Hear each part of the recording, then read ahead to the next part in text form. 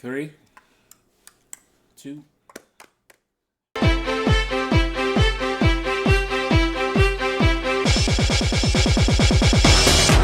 What's going on, Pleasant family? I'm Mr. Pleasant. I'm Mrs. Pleasant. And this is Pleasant Love Kingdom Ever After. Thank you guys for joining us on another wonderful episode as we talk about one of the final messages in the message series. Even though this message series has ended, it's my turn.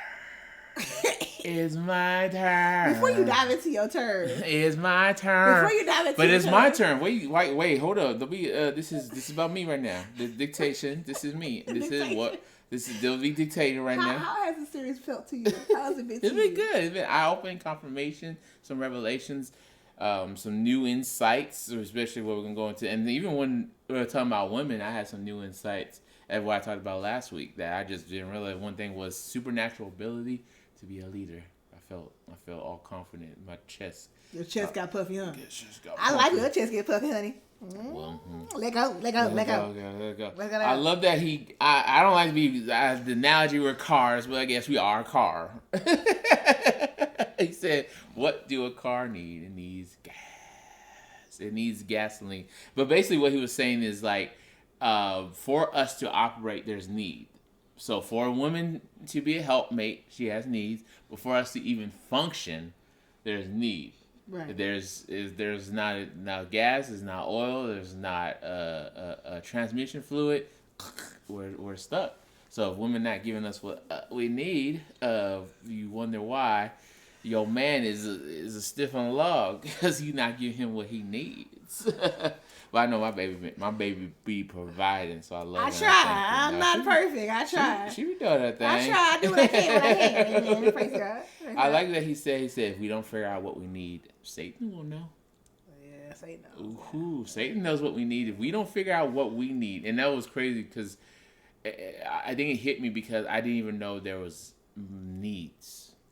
This is fact. I didn't even this know is there fact. was needs. This is fact. I knew there's desires. I knew there's values I hold. There's certain women I want in my life. I didn't know there was actual needs that no matter who I marry, which I hate to say it like that no matter who you married, you still have a need. You still have a need to be taken care of. Yeah, that's true. They said, I like that he said the first job, and we're talking about Pastor Stephen Chandler, as like I said, there's a final message in Union Church. First job of a man is to bring God's presence into the household.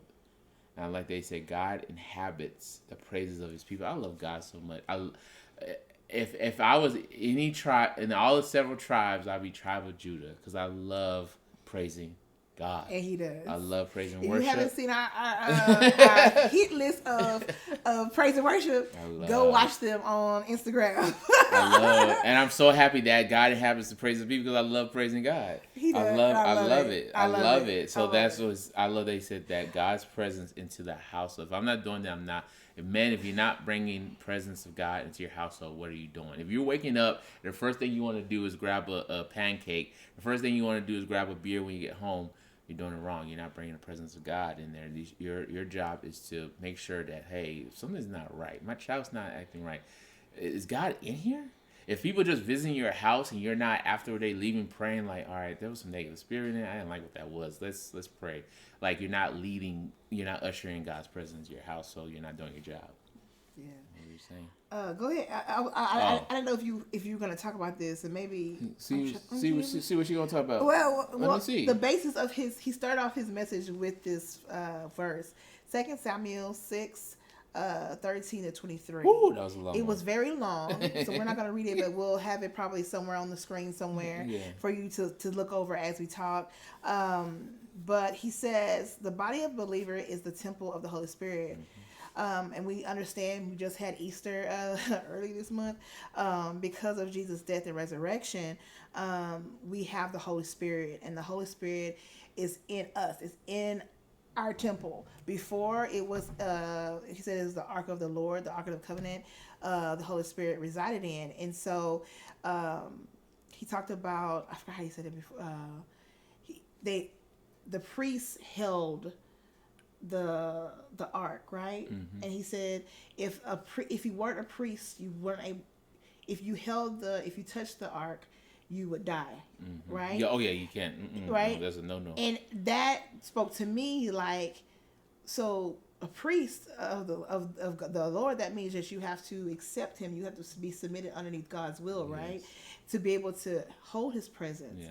And that says a lot about what you just said, like what he said in the message, because I see that now. I see that how important that is now. Yeah. People come to our house, and we know what we have, but we don't really understand the magnificent love that God has given us to be able to pour out on other people, even if they just come and sit and sleep. Yeah.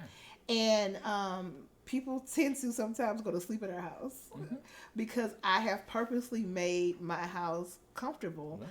People have told me before, when you go to your house, you don't ever feel this comfortable. It's just, you gotta do it. And I'm like, I have a very clean house. Don't play with me. But it is very, my whole theme of my house, I don't even like coffee, but the whole theme of my house was a cup of coffee. Remember? I wanted everything to feel warm. I wanted everything to feel comfortable. And that was intentionality to that. But now I see that God's presence, I know his presence resides in our house for sure, but I see what it has done to other people that has come into our presence, into our house, because this man of God is a man of God, and he truly worships God in our house. I would wake up several times in the morning. I try to be quiet. What is so loud? I try to be quiet, but God be good. He be good. God be good. And I had to learn how not to come in. Why you so loud? He be good. Because now I realize sometimes he be in here. He's not playing video games no more. He be in here worshiping, and it be loud. And so the fact that he does that intentionally, it warms my heart, but it also has transformed my life. And man, I think he said somewhere in there about men being invincible. I think the presence of God, a man submitting himself to God and him actually dwelling in God's presence makes him invincible. Yes. But anywho, that's I digress. Side note. Okay, go ahead, Will. I'm sorry. So there's 3 things men need. And they're all very important.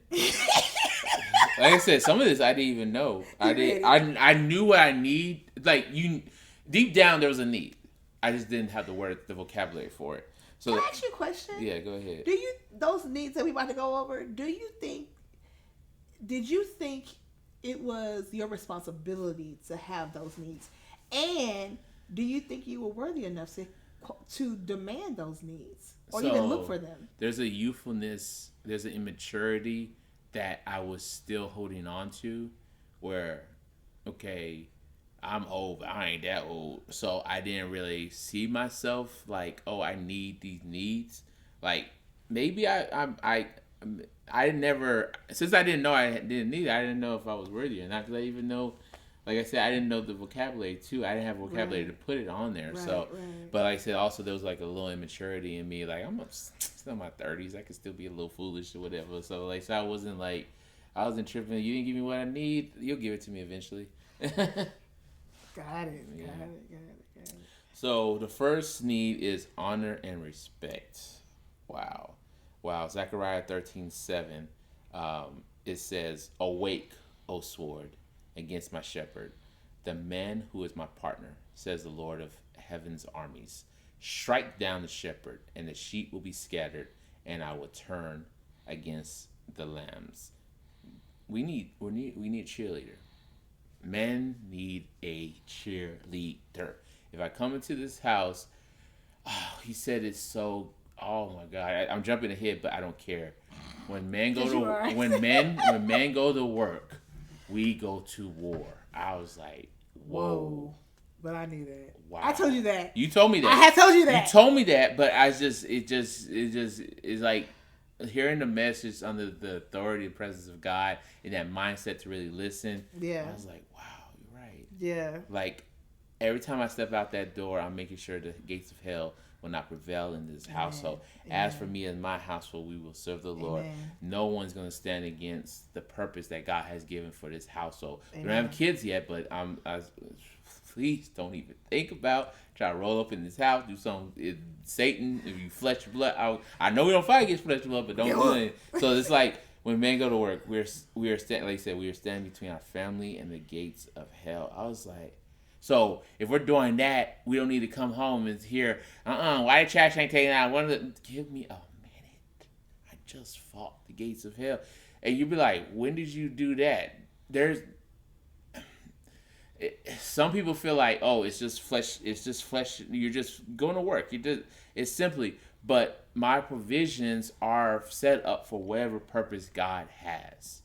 If I'm doing it right, if I'm not going out there buying $2,000, I'm not going out there buying $2,000 grill, then my provisions are set up for whatever purpose, and the devil don't want you to live in your purpose. So if that's the case, then every time I go to work and I collect a paycheck and I'm providing for this household, or even just from advancing in my career, everything I'm doing is set up for the purpose of this household. So if devil is trying to stop me from doing that, I am going to war. So every time I get the backlash, every time I get the, oh, you man, be careful, you might get fired, or you hear about layoffs. Shoot, there's 2 districts they're laying off over almost 250. There's that fear grows in, like, what if my district is next? What if I don't have a job when I come in on Monday? Like, there's always a sense of, like, I'm have to protect this household, so I'm always battling something. Rather, I'm just flipping burgers or I'm sitting in front of a computer. Right. What you're doing is purposeful and meaningful, man. Don't belittle what you're doing. You are providing. If you're providing for a household, whether you're single or not, because if you're single, like we said last week, you're preparing for the wife you're gonna have. So that is also preparing. That's also a war, because the devil wants to stop you because he knows those provisions are going towards a purpose that's coming later. So there's always trying to stop you. So don't belittle what you're doing. You are in a war. Mm-hmm. I like that he said we are different. Mm-hmm. We don't care what social media says. Don't care what the world says. Men and women are different. We are different. Yeah. Her curse was childbirth. Mm-hmm. Our curse was no easy work. Mm-hmm. I was like, this is the fall of man. It's like you hear all this stuff and you just that's what started it. All that started. Also, we were supposed to bear children with no pain, but because of Eve and Adam's sin, we have pain now, and then men have to work and work hard and labor hard and all that stuff. Like, we were just fruit just grows, we pick it, put the seed in. Hey, cow, I need some beef. Give me some beef. I ain't gotta chase you down. I ain't do I don't have to skin you. I didn't have to do all that. Yeah. But going back to kind of what he said about a cheerleader, he said that I need someone that will nurse my wounds, not complicate them. Yeah. It's not, and please hear me out. I know there's a difference between my job and a military man, a firefighter. I get that. I get y'all jobs 25,000 times harder. You are, and I appreciate and value. But like I said, every man is very important.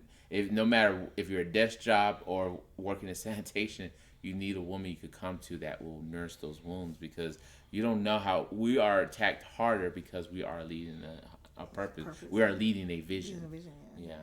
I want to interlude in here because I want to say and bring it back to home where we are in our marriage, and I will say I've respected your job because I understand what it entails, but I did not give you the honor, in which means I did not honor it as you got so much. I do my work is a little bit more laboring and a little bit harder, but at the same time I didn't honor what you do. I respect it, but I did not honor it. And when I realized that, I came to you and I cried to you, and I apologized.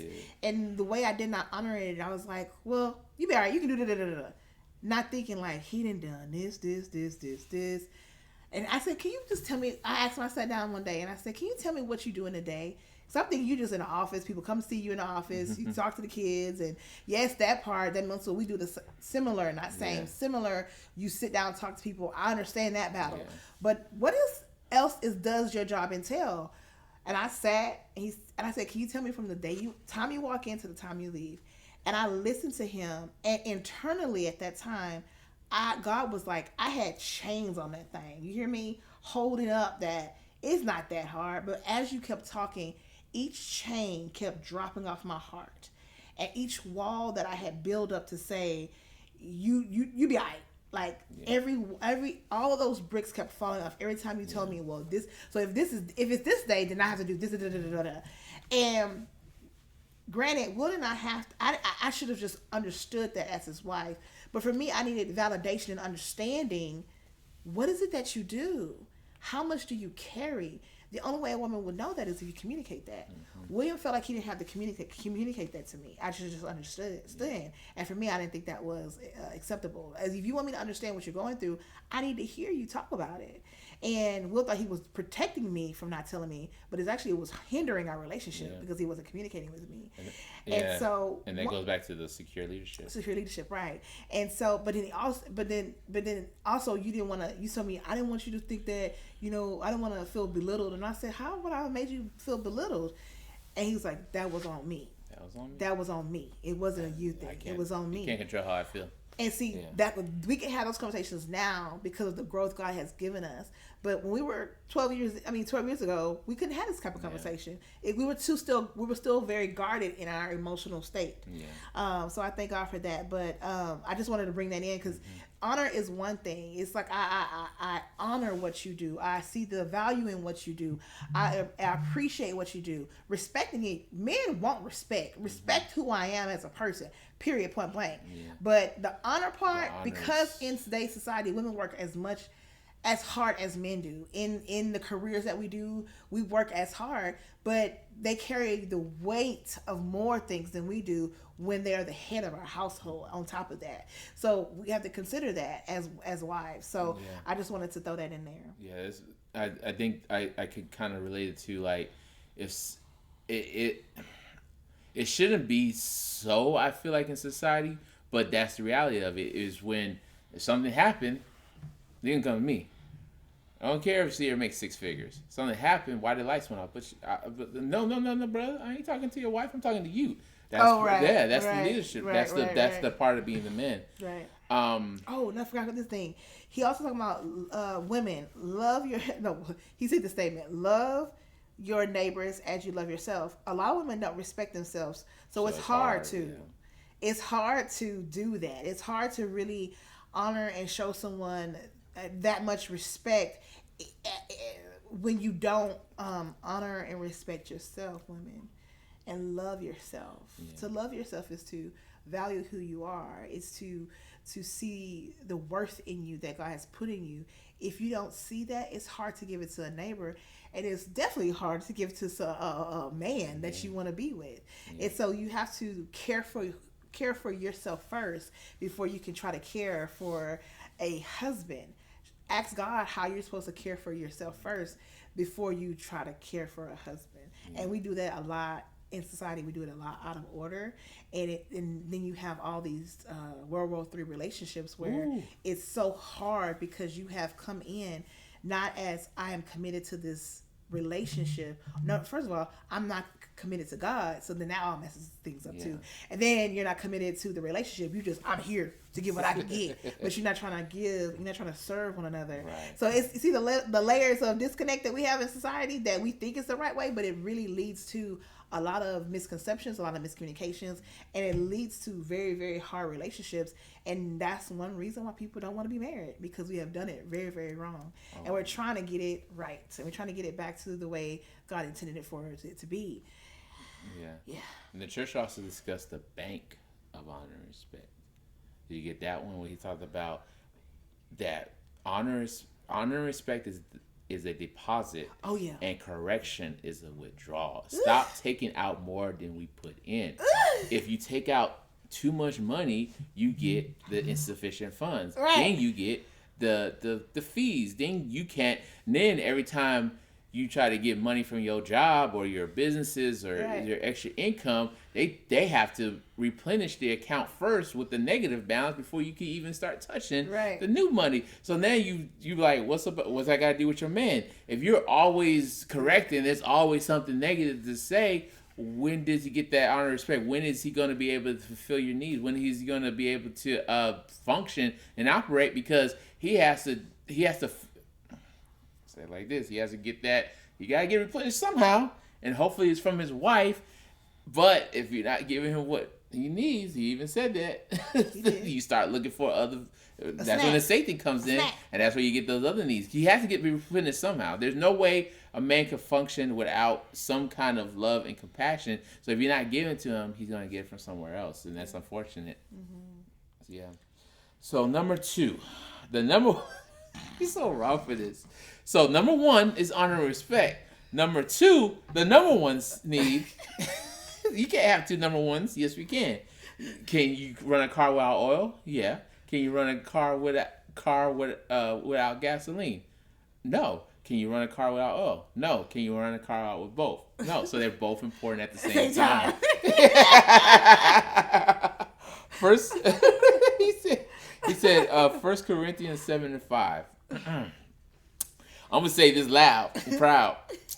Do not deprive each other of sexual relations unless you both agree to refrain from sexual intimacy for a limited time so you can give yourselves more completely to prayer.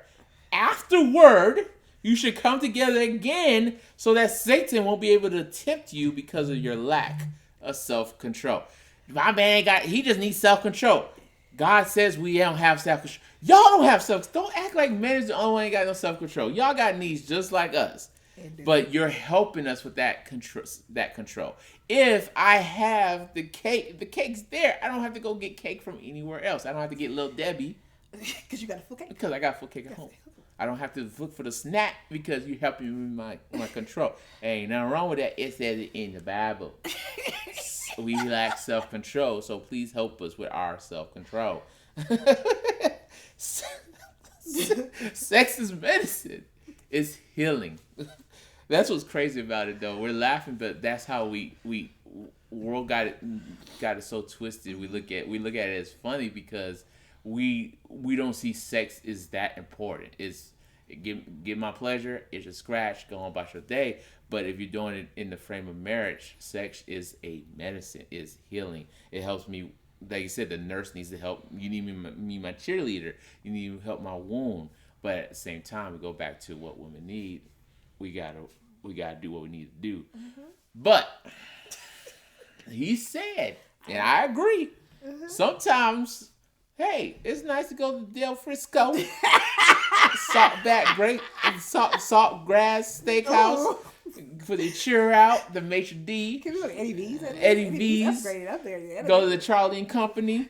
It's nice to get to the fancy places, but sometimes, just once in a while, ladies, we just want a quick little Chick-fil-A sandwich.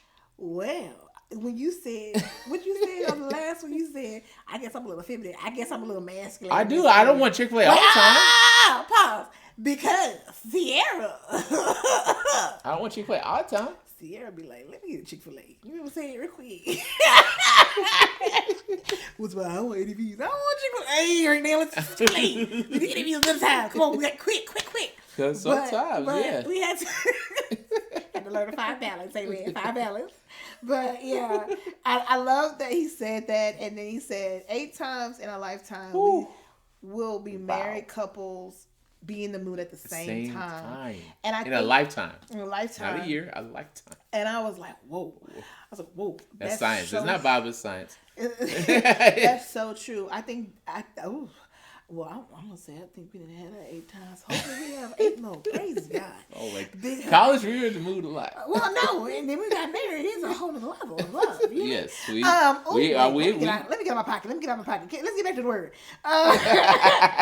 He says marriage is about serving one another. So sometimes you might not be in the mood, but still, you still signed up to serve one another. And I agree with this wholeheartedly. It's very hard. Like I said, I'm more of this right here.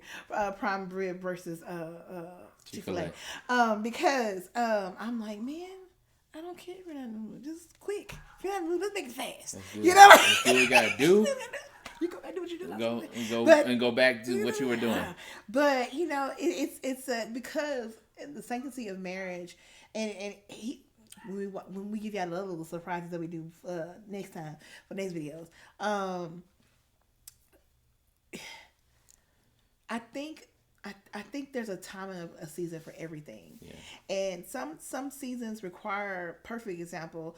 My friends who have had kids, who have had C-sections, who either lost a child or they've had a child, their body has went through this transformation, and they need more prime rib ADV nights than Chick-fil-A's. Yes. Right? Yeah, that makes But then once their body has come to, they feel nurtured, they feel secure, they feel beautiful, they feel loved. Then we hop on the Chick-fil-A sometime because we hot and ready. You know what I'm saying? You didn't warm me all the way up. The engine is running, and I can run for a long time, amen. So that's what I wanted to say. That's what basically what he said. I like how he summed it up.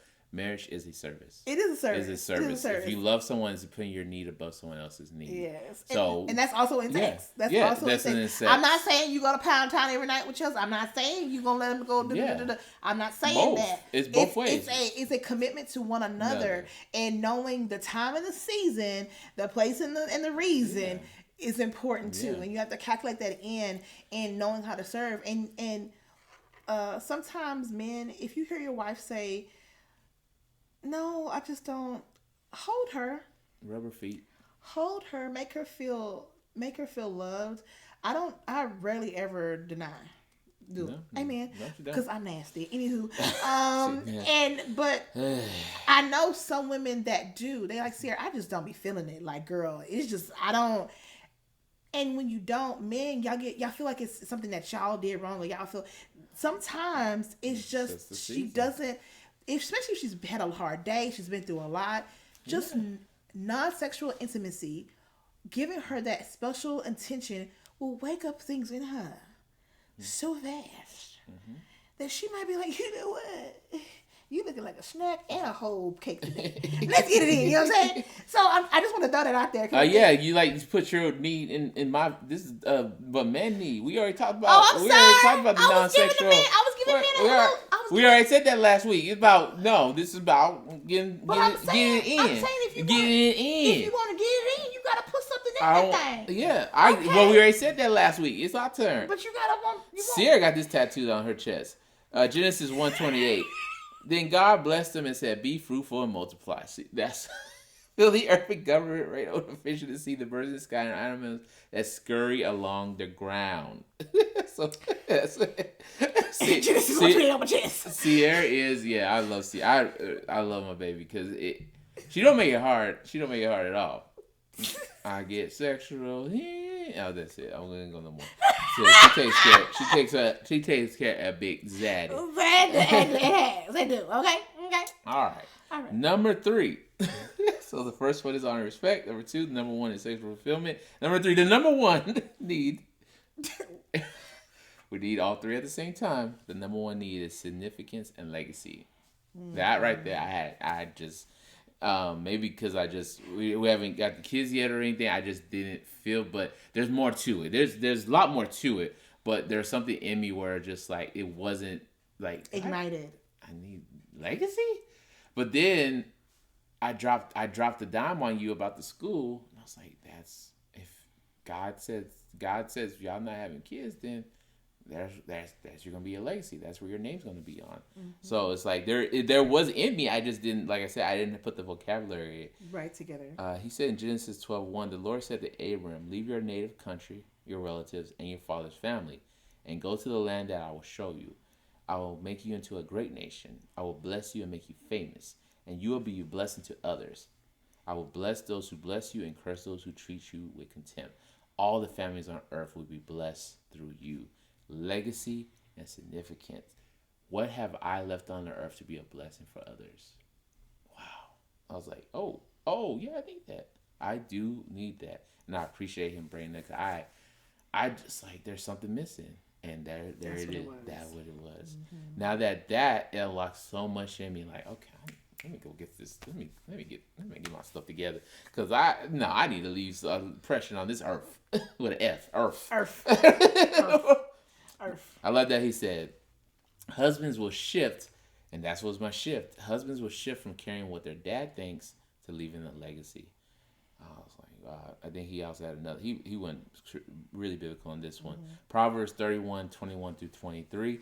She has no fear of winter for her household, for everyone has warm clothes. She makes her own bedspreads. She dresses in fine linen and purple gowns. Her husband is well known at the city gates, where he sits with the other civic leaders. Thank you so much, Sierra Pleasant, because I've never had to go to work. I've never had to go to an event. I've never had to go anywhere and feel like, oh my God, why is she with me? Oh my God, what she got on? Oh my God, does she smell? Does she have her hygiene? Is her teeth in order? Does she have a muumuu on? Does she have a bonnet in her hair? And guys, hear me out. That's not the most significant thing, but there has to be a sense of like, hey, your woman she gonna make you look good. If you found a good thing, a good wife, as God said in the Bible, she gonna make you look good. There'll be so much trust that hey baby, they got a dinner, baby, I got you. Give me about 5 minutes, give me 15 minutes. I'm gonna make it look good. I'm gonna come in there, present my baby. Oh, y'all don't know about my man. He just got his principle. I don't even have to say nothing. He got his principal shit. He got his principal shit. He gonna be a principal. He gonna run his old school one day. Like, the vision is spoken as if it's already done. And I thank you, baby, so much. Right. Because she knows the vision. I've shared the vision. I gave her what she needs. And then, in turn, she's my cheerleader. We got this. He gonna take care of all this. She don't sound like that, but in my ears, that's how she hears sound. We forgot to talk about this, but the I guess the premises of everything before he started talking was, women, do you have your man's back? Yes. A man needs to feel that you have his back, and not just sexually. That's sex is one thing. Men can do that all day long, but do you have his back? Yeah. Do you know his actual heart? Do you know what he envisions? And then are you upholding that as well? Like, do you make him accountable for what he says? Like, those things. When a man finds that in a woman, he's found a really good thing, because that means she really does care. She's not just looking for a handout. She's not looking just for your bank account. She's actually looking and caring for your heart, which is connected to God, right? So it's a service all the way through. And thank you for my shout out right now that you just gave me. Another thing he said too, to tie back to that, is that when you go into other rooms and your wife has been there, people know that you're a good man because of your wife's presence. And I am a testament to that without even knowing I was. I said this before in our other seasons about when I go to some of my clients' homes and I'm bubbly and I'm myself, and they go, "You're married?" And I go, it's like the world has warped everything. And they go, Love and Hip Hop, all that stuff that's TV. Warped it. It has warped the idea of what a happy married couple person looks like. Yes. Anywho, I thought, yeah, I'm married. This woman is like 85 years old, I think, plus. And this happened to me several times. And they're like, wow, your husband must be a good guy, huh? And I go, he really is a good guy. And I go, why do you act like that? Like, you questioning my happiness. And the thing is that they say most married black women that I know they don't have the happiness and joy that you exude. They do not. And for an 85-year-old woman plus to say that to me, I was just like, the things you have seen in your lifetime for you to make that statement to me is astounding. It's just like, what? So we gotta do better.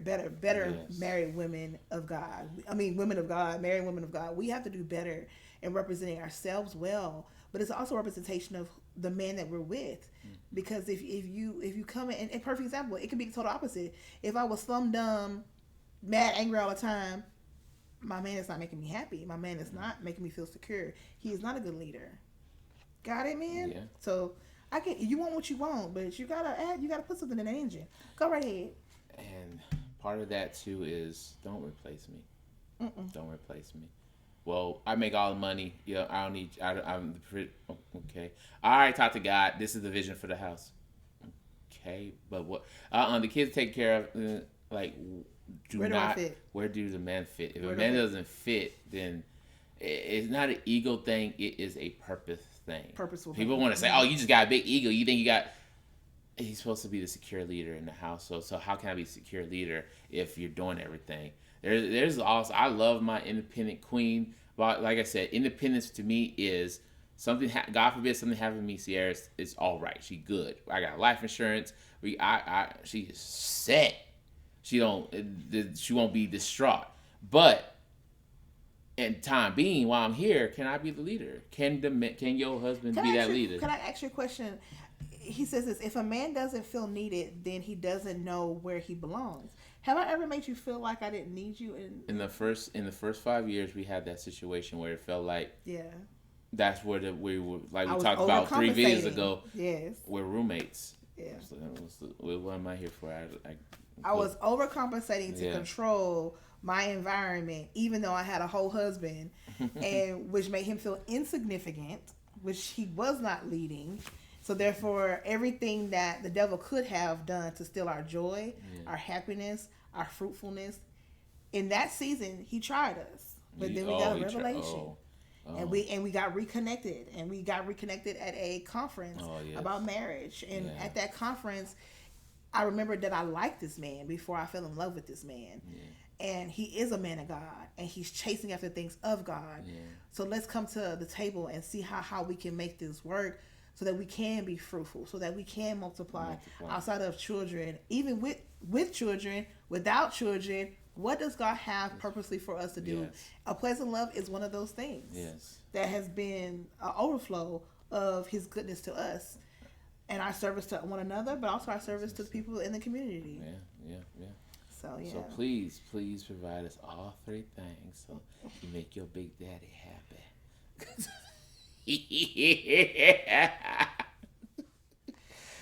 Another thing he said before we go real fast is, he said the reality is that in real world, some married people, they get together, they're broken people. So you have 2 broken people come together and they are not able to fulfill what God has destined for their relationship because they have not submitted and healed themselves, right? And this spoke to me because I think for both of us, we came in broken in many different ways, but we resubmitted ourselves to God as Christians. Right. We had to resubmit ourselves to God in a different way, wholeheartedly, so that we can be better servants of God, but then also be better servants to one another. Yeah. And I think that was so important for him to say that, because the reality is that there are a lot of broken people in marriages or in relationships, and they have not done the work to heal themselves, nor do they think they have to heal them, have to be healed by anything. They think that's just the way they are, when in actuality, God has so much more for you. So don't be afraid of the healing. Just take one step at a time. Take one little journey, one little step every step of the way. And if you're single, you have the advantage. You don't have to juggle somebody else's and yours. You just have to worry about you. Yeah. So take advantage of being single and seek out everything God has for you. Enjoy being single. Enjoy life. Yeah. But in that process, ask God to show you things about yourself, so that when you go into a relationship, you know certain things about yourself that you're not going to settle for. Yeah. And men, y'all know what y'all need now. So don't act like you don't know. Yeah. Be looking for it. And I guess I would say this: tell your woman what you need. Say they didn't see this video. Say they didn't see Pastor Chandler's messages on this. Tell them, communicate. They said I need honor, respect. You need to give me my, you need to accept me. I need to leave a legacy. No, communicate. Sit down and talk to them. Hey, baby, here's what I just listened to this video. I just saw this in church. Hey, can we talk about what I need and how are we supplying each other needs? Perfect example. This is confirmation for our relationship. When Will got the fast forward, I asked him. I said, "How can I serve you in this? Now that you got it, how can I?" He's like, "Just give me some space and know that I'm not gonna be watching TV with you as much. Yeah. But I'm gonna be in there studying, and I'm gonna be in there learning what I need to learn, so that I can make a better future for us. And I said, okay. Yeah. Back then, I wouldn't have asked the question. You how figure can out a way to do it without yes. messing up our me time. Yes, exactly, exactly. Not considering that he is going to war outside the house.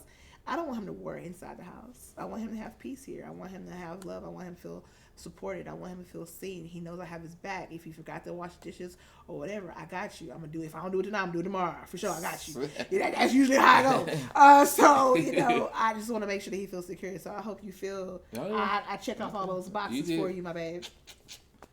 We love y'all. I hope you guys enjoyed this series with us. We have, I think, two more videos in this series, and we're gonna deliver those next week. But I hope you guys stick with us. I hope you've learned something. I love that you said that to the men. Communicate what you need. Stop demanding stuff. We're not. The secure leader does not demand. And be patient. Be patient. There's an adjustment to everything. Changes take adjustments. Grace will take you a long way. Amen. Yeah, I'm expecting changes like this, man. We don't. I know we compartmentalize things. And we're quick to make adjustments, but sometimes females need some time to adjust. So let's do that thing. Leave a comment before the series ends to let us know if there's another about biblical based series, a church, a sermon series, or whatever that you think that will benefit our lives, and that we can share on this podcast. We thank y'all so much. Hit that like, hit that subscribe button. Continue to share, leave some comments, and we love you. Until next time, have a pleasant love.